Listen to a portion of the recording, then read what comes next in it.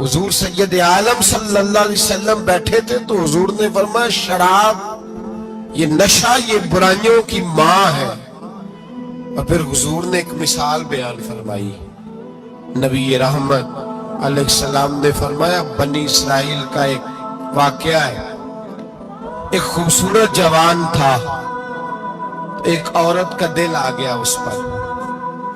یہ یاد رکھ لیں، ہم لڑکوں کو منع کرتے رہتے ہیں لیکن ہمیں گھر کی بچیوں پر بھی توجہ دینی ہوگی، ہمیں ان کے فون پر بھی نگرانی کرنی ہوگی، ہمیں وہاں بھی غور کرنا ہوگا.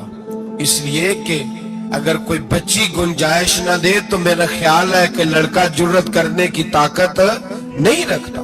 تو وہاں بھی ان کی اماں سے کہے کہ پابندی لگائے، بچی کسی کا موبائل لے کر کے کہیں اس کو استعمال تو نہیں کر رہی.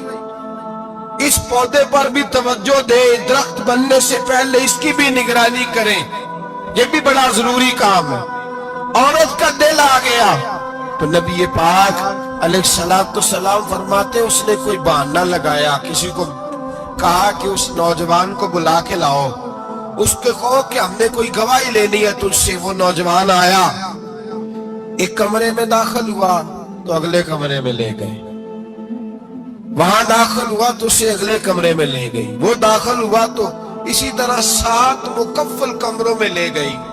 میرے کریم رسول میرے محبوب پاک علیہ السلام فرماتے، صحابہ کو سمجھا رہے ہیں میٹھے لب و لہجے میں، فرماتے جب سب سے پچھلے کمرے میں لے گئی تو ایک لڑکا بندھا ہوا تھا رسیوں سے، شراب کا پیالہ پڑا ہوا تھا.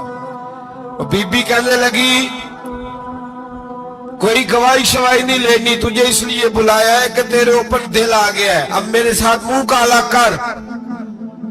تو وہ جوان کہنے لگا نہیں، میں نے اپنے نفس کو پاک رکھا ہوا ہے، میری نظر بھی پاک ہے، دل بھی پاک ہے، اور اس کی برکت یہ ہے کہ رب نے میری روح کو بھی پاک رکھا ہوا ہے، تو میں یہ حرکت نہیں کر سکتا. پاک لوگ پلید کاموں کی جانب توجہ نہیں کرتے، میں یہ حرکت نہیں کر سکتا. اقبال نے اپنے بیٹے کو دعا دی تھی، اس نے کہا تھا حیا باقی نہیں ہے زمانے کی آنکھ میں، خدا کرے کہ رہے تیری جوانی بے داغ، خدا کرے کہ رہے تیری جوانی بے داغ. کہا میرے ساتھ منہ کالا کر، اس نے کہا میں نہیں کرتا. کہنے لگی چل پھر اس کو قتل کر، اس کو میں نے باندھا ہوا. اس نے کہا میں قتل کیوں کروں، میری کیا دشمنی ہے.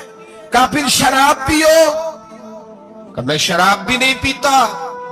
تو کہنے لگی اب تو میں نے تجھے اپنے چنگل میں پھانس لیا ہے، اب تو یہاں سے بچ کے جا نہیں سکتا، اور اگر تو باہر جائے گا تو میں شور کروں گی، لوگ جمع کروں گی، اس نے میری عزت آبرو پہ ہاتھ ڈالا ہے، تو بچ تو نہیں سکتا، ایک کام تو کرنا پڑے گا.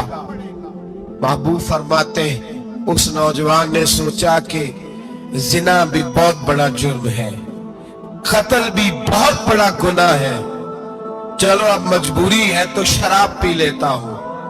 لیکن وہ سمجھا نہ کہ شراب تو بنیاد ہے. اس نے ایک پیالہ جو پیا، کہنے لگا ایک اور دے دو. دوسرا پیا تو کہنے لگا ایک اور دے دو. اب 3 پیالے 3 بوتلیں شراب جو پی چکا تو خماری چڑھ گئی. اب اس عورت کے قریب جانے لگا کہ میں تیرے ساتھ زنا کروں گا. اس نے کہا جب تک میں قریب نہیں آنے دوں گی جب تک تو اسے قتل نہ کرے. اس نے اسے قتل بھی کیا، زنا بھی کیا. تو محبوب فرمانے لگے یہ قتل اور زنا جو ہوا ہے تو یہ شراب کی وجہ سے ہوا ہے. گویا شراب کو جرم ہے جو قتل بھی کرائے گی، جو زنا بھی کرائے گی.